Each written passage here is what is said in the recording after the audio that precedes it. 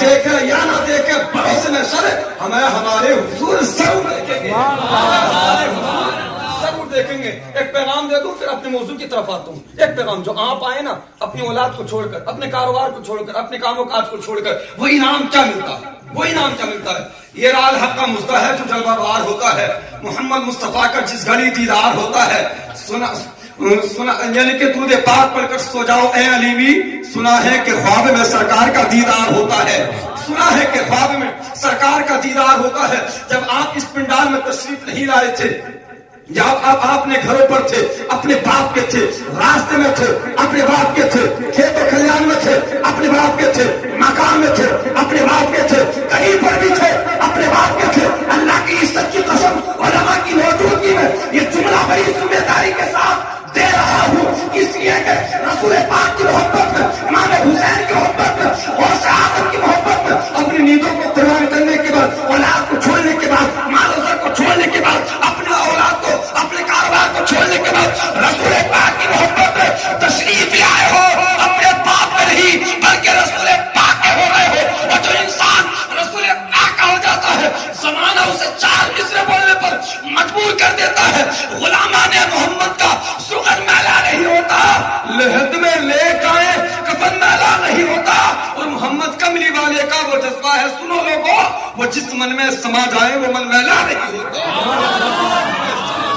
وہ جس من میں سما جائیں وہ من میلا نہیں ہوتا، وہ جس من میں سما جائیں وہ من میلا نہیں ہوتا۔ حضرات محترم درود پاک پڑھیں اس عقیدے کے ساتھ، ان اللہ وکل ذی قبر مدد، اللہ تبارک و تعالیٰ کی پیارے رسول ارشاد فرماتے ہیں، اللہ تبارک و تعالیٰ میری قبر پر ایک فرشتے کو متعین فرمائے گا۔ کتنے کو؟ ایک فرشتے کو۔ کس لیے؟ عطا ہوں اسماعیل خلائق، وہ فرشتہ تمام مخلوقوں کی زبانوں کو سنتا بھی ہے، جانتا بھی ہے، بولتا بھی ہے۔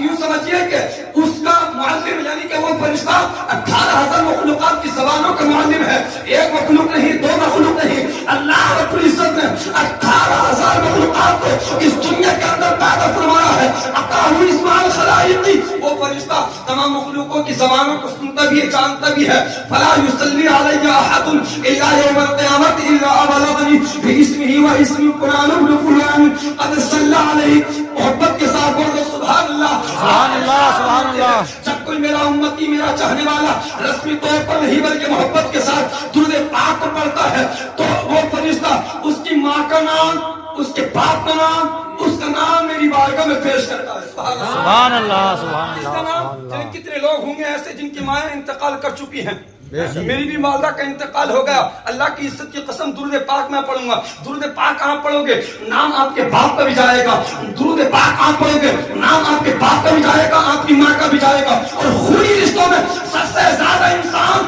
اپنے ماں باپ سے محبت کرتا ہے۔ اللہ کی عزت کی قسم نبی پر درود ہم پڑھیں نام ہمارے باپ کا جائے، درود ہم پڑھیں نام ہماری ماں کا جائے۔ اللہ کی عزت کی قسم اللہ تبارک و تعالیٰ کے پیارے رسول ارشاد فرماتے ہیں، جس کا نام میری بارگاہ میں آ جائے گا اس کی شفاعت کر کر اس کو جنت عطا فرماؤں گا۔ سبحان اللہ، سبحان اللہ، سبحان جنت عطا اللہ۔ فرماؤں گا۔ اسی لیے تو کسی شاعر نے کیا خوب کہا ہے، یہ یعنی کہ شاعر بیان کرتا ہے، دامن پکڑ کر جو بھی نبی کا مچل گیا، محبت کے ساتھ بولو سبحان اللہ، سبحان اللہ۔ پکڑ کر جو بھی نبی کا مچل گیا، اس کا قسم خدا کی مقدر سنبھل گیا، ہاتھوں میں پگھلا حضرت داؤد کی لوہا، میرے نبی کے قدموں سے پتھر پگھل گیا۔ سبحان اللہ، سبحان اللہ۔ پتھر پگھل گیا۔ ذرا دل کی گہرائی سے اس عقیدے کے ساتھ درود پاک پڑھیں، میرے ماں کا نام، میری باپ کا نام، میرا بھی نام سرکار کی بارگاہ میں جائے گا۔ محبت کے ساتھ پڑھیں، اللہم صلی علی سیدنا مولانا محمد و بارک وسلم، صلو علیہ صلاۃ و سلام علیک یا رسول اللہ صلی اللہ علیہ وسلم۔ مامو جان صرف ترنم کے ساتھ 2 مصرے پڑھ دوں، اجازت ہے؟ اجازت ہے۔ محبت کے ساتھ بولو سبحان اللہ، سبحان اللہ۔ اپنی الفت یہ کام کرتی ہے، اپنی الفت یہ کام کرتی ہے، ہر نظر احترام کرتی ہے، جو نبی پر سلام پڑھتے ہیں ان کو جنت سلام کرتی ہے۔ سبحان اللہ، سبحان اللہ۔ جنت سلام کرتی ہے، ان کو جنت سلام کرتی ہے۔ درود پاک پر اللہم صلی علی سیدنا مولانا محمد وبارک وسلم صلو علیہ صلاۃ و سلام علیک یا رسول اللہ صلی اللہ تعالی علیہ وسلم. حضرات محترم، میری جو تقریر رہے گی اس بات پر رہے گی ٹانڈا قریب ہے. کچھ لوگ کہتے ہیں کہ 10واں تیرا کرنا یہ حرام ہے، بدعت ہے. کچھ لوگ کہتے ہیں کہ یہ بدعت ہے. اللہ کی عزت کی قسم ٹانڈا جتنا ادھر قریب ہے اتنی ادھر قریب ہے. لیکن الحمدللہ ہمارا ایمان ٹانڈے والوں پر نہیں یا سعودی والوں پر نہیں، ہمارا ایمان ہے قرآن اور حدیث پر. جو میرے رسول نے کیا الحمدللہ وہ ہم کرتے ہیں اور کرتے رہیں گے.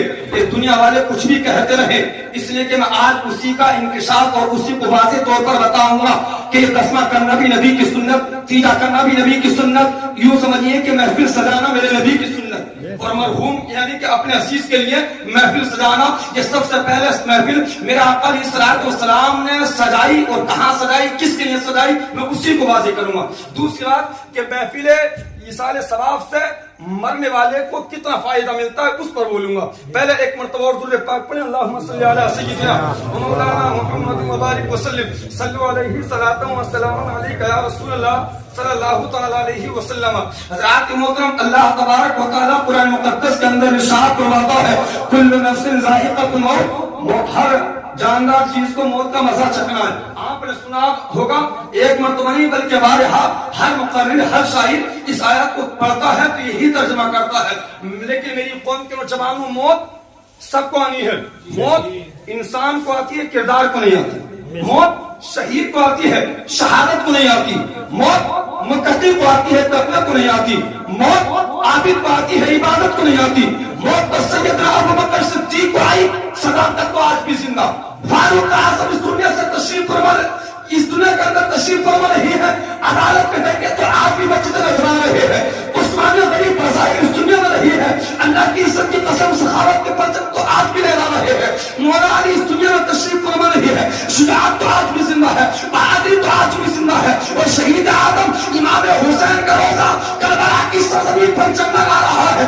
اللہ کی عزت کی قسم امام حسین گھروں میں نہیں، مومنوں کے دلوں میں امام حسین. سبحان اللہ. آگے چلو، امام اعظم ابو حنیفہ اس دنیا میں تشریف فرما نہیں ہے، سخاوت کے پرچم تو آج بھی لہرا رہے ہیں.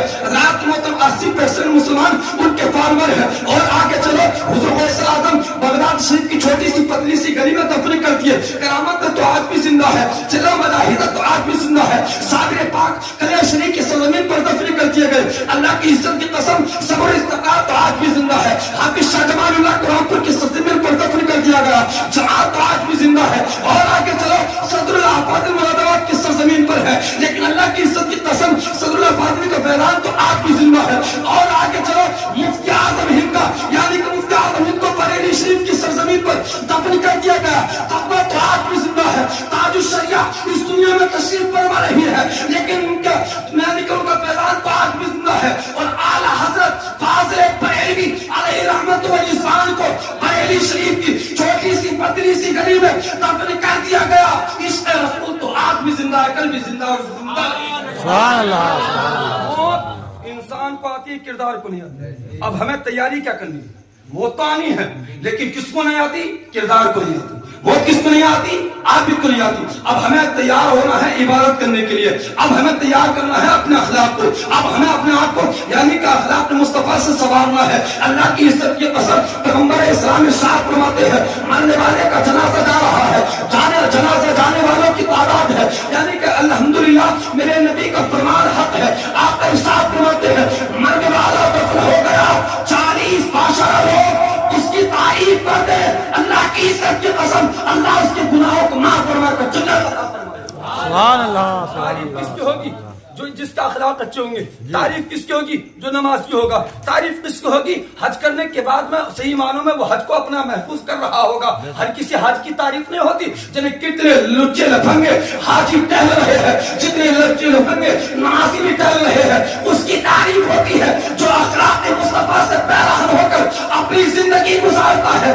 آپ کے ساتھ بناتے ہیں میدان محشر میں سب سے بھاری اگر کوئی نیکی ہوگی وہ کوئی اور نہیں بلکہ اخلاق مصطفیٰ ہوگی.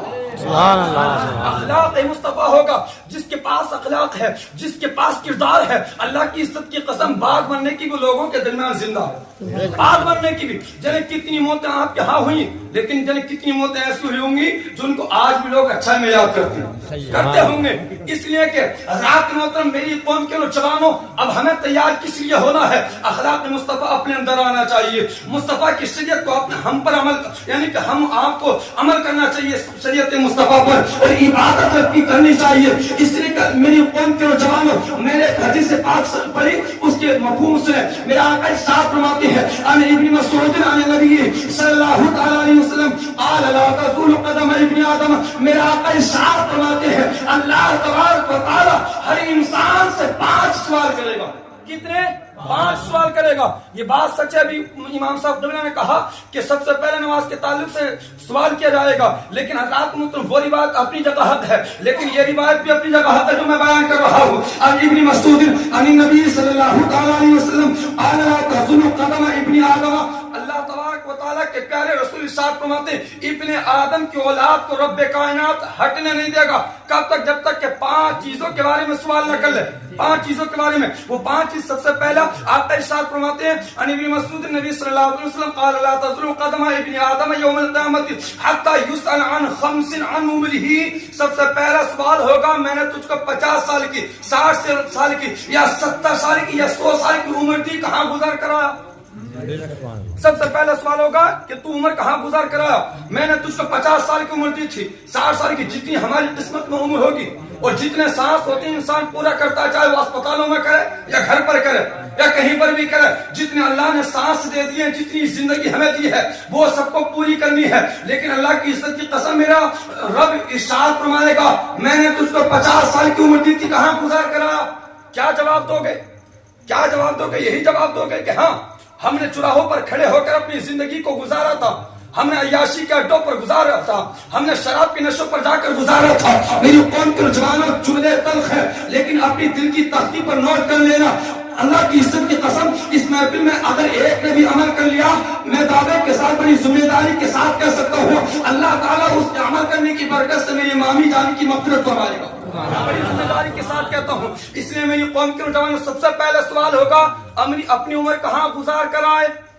اور میرے آقا ارشاد فرماتے ہیں کہ تم نے روئے زمین پر ایک گناہ کیا ہوگا تو یہ روئے زمین اپنی بارگاہ میں فریاد کرے گی مولا اس بندے نے مجھ پر یہ گناہ کیا۔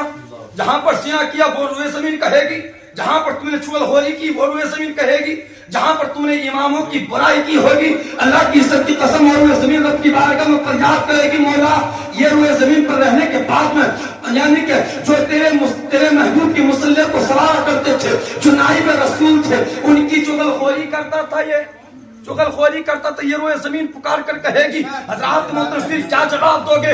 اے میری قوم کے نوجوانوں آپ یہ مت سوچنا کہ اپنے اسٹاف کی بات کر رہے ہیں، جو بات حق ہے وہ بیان کر کر جاؤں گا، آپ جو کہتے رہے وہ کہتے رہے، مجھے تمہیں راضی نہیں کرنا بلکہ رسول کو راضی کرنا ہے، رب کو راضی کرنا ہے۔ میری قوم کے نوجوانوں یہ امام جو ہوتے ہیں نائب رسول ہوتے ہیں، میرے آقا ارشاد فرماتے ہیں من زار عالما فکانما زارنی، جس نے عالم کی زیارت کی گویا کہ اس نے مصطفیٰ کی زیارت کی۔ سبحان اللہ،